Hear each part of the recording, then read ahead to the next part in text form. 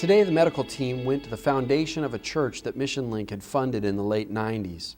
It's in a beautiful location on a hill, but the church was never completed. The pastor who was spearheading the effort returned to the Anglican church, and this site fell into another party's hands. MissionLink hopes to get the property back in order to finish the structure.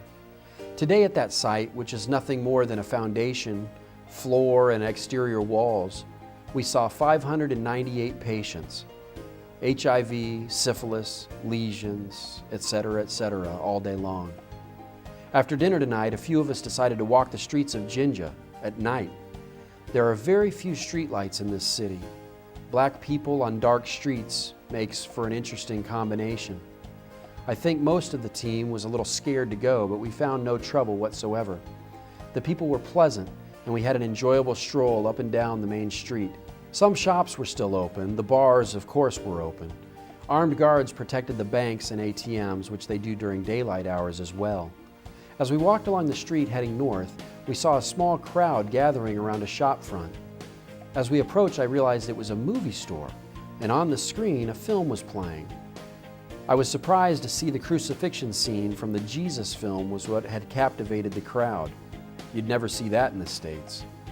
As we pressed on, we decided to turn around. Once we walked all the way back down the strip, we came across a 3-camera television shoot in the middle of the road.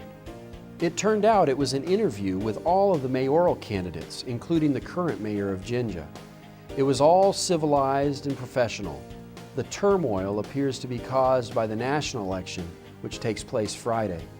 The current president has overstayed his welcome.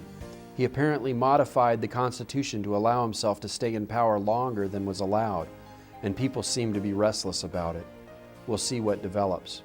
After watching the tail end of the debate, we hired 4 boda drivers to take us back to the compound. It was fun. All evening, we counted 5 Mzungas, white men, and 4 of them were us.